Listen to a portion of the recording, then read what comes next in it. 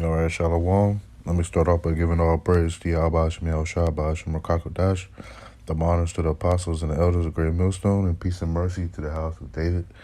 All right, I want to get into this topic of this article that I've seen late last night. This coronavirus, the plague of the Lord is spreading, man. All right, to eventually do away with this the rulership of Esau, which is the so-called white man, according to this Bible. All right, it says panic mode on. DOW plunge, or is it called Dow, plunges 1,000+ points on mounting fears over coronavirus spreading. It says U.S. markets continue to plunge on reports of increasing number of cases of the coronavirus being identified outside China. The Dow Jones dropped by more than 1,000 points, 3.7% on Monday, while the CEP 500 dropped 3.5%, and the Nasdaq index lost as much as 4%. It says investors are increasingly worried about the economic impact of the coronavirus outbreak as more countries took measures to curb its spread over the weekend. And it says South Korea reported 161 new cases of the infection on Monday, while Italy and Iran also said they had seen a jump in the number of cases. And if I'm not mistaken, I've seen a video that said Italy is in the state of emergency. All right, and it says travel stocks along with technology stocks were trading lower on Monday, with Apple, Facebook, Microsoft, Amazon, and Alphabet taking a 250 billion loss cumulatively as part of the broader plunge. Airline stocks, meanwhile, also saw a significant drop, with both Delta and America down 7%. This coronavirus, this is stopping, a lot of, of everyday transactions. All right. Even though a lot of people may think that it's a joke, but at the end of the day, it's serious. All right. Ask a person that laughs about the coronavirus, would you go to China? I bet you they say no, man, because at the end of the day, it's serious, but these Babylonians, they laugh off, they laugh, when things, they laugh off, their fear pretty much. All right, it says European markets were also feeling the effect, with British FTSE 100 and Germany DAX both falling by more than 3.5%. It says U.S. stocks suffered mass losses on mounting fears over coronavirus. All right, and then you got DJ Trump. He said the coronavirus is very much under control in the U.S. We are in contact with everyone in all relevant countries. CDC and World Health have been working hard and very smart. Stock market starting to look very good to me. He's saying that, just to put comfort in you people, man. All right. Speaking of smooth words, but he knows destruction is nigh, man. All right. And it's the coronavirus is not under control, man. It's a plague, man. All right, and you can't control the plagues of Yahweh Shemiel Shah. All right, but let me get into some scriptures. This is James chapter 1, verse 11. It says, "For the sun is no sooner risen with a burning heat, but it withereth the grass, and the flower thereof falleth, and the grace of the fashion of it perish. So also shall the rich man fade away in his ways." All right, the Lord, he's going to collapse the society, man. All right, the dollar bill is going to collapse. All right, and the rich man, he's going to fade away in his ways, man. All right, his ways of reaping corruption, all right, he's going to fade away, man. All right, along with this society. All right, in verse 12 it says, "Blessed is the man that endureth temptation, for when he is tried, he shall receive the crown of life, which the Lord hath promised to them that love him." All right, these people that love riches, man, they don't love the Lord. So when they're tried, they're gonna fail. When they're tried, as the righteous are going to be tried, they're gonna um, they're gonna um, fold, man. They're gonna fold because they don't have the wisdom, knowledge, and understanding of the Lord. All right, and let me get Second Ezra, chapter chapter 15 and verse 5. It says, "Behold, saith the Lord, I will bring plagues upon the world, the sword, famine, death, and destruction." Man, all right. The Lord, He's bringing these plagues, man. All right, the coronavirus. That's going to eventually lead. Lord willing. You know, regardless, man, it's going to lead to famine. All right, the sword, death, and destruction, man. All right, because the Lord, He promised it. So the Lord, His words doesn't go out void. So everything that the Lord says, He's going to do because He's a man of His words. All right, it says, "For wickedness have exceedingly polluted the whole earth, and their hurtful works are fulfilled." That's why the Lord is bringing these plagues, because wickedness has polluted this place. So the Lord, He has to make a sacrifice, on Babylon, man, and turn it to ashes.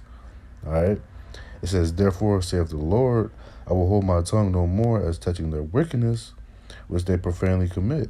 He's not holding His tongue no more. Because He's letting the prophets, speak His words. He's not holding back, the wickedness of this place. Every wickedness that goes on, it's a brother within the body that's doing a video on it. All right. It says, "Neither will I suffer them in those things in which they wickedly exercise themselves. Behold, the innocent and righteous blood crieth unto me, and the souls of the just complain continually." And that's what we're doing, man. We're complaining continually about this place. All right. We're complaining. All right. And we're making things known, man. We're marking what Esau is doing, man. We're making it being known to everybody, man. All right. We're uplifting the skirt of Esau, man. All right. All his wickedness is being exposed through the prophets, man. Through the spirit and power of Yahweh Shai. All right. In Ecclesiastes chapter 12, verse 1, it says, "Remember now thy Creator in the days of thy youth, while the evil days come not, nor the years draw nigh, when thou shalt say, I have no pleasure in them. While the sun or the moon," Salaki, it says, "while the sun or the light or the moon or the stars be not darkened, nor the clouds will return unto after the rain." So hey, seek the Creator now, man. All right. Before the days of doom, man. All right. And in verse 3 it says, "In the day when the keepers of the house shall tremble, and the strong men shall bow themselves, and the grinders cease because they are few, and those that look out the windows be darkened." Man, the grinding, the hard work, in Babylon is going to soon cease, man. All right.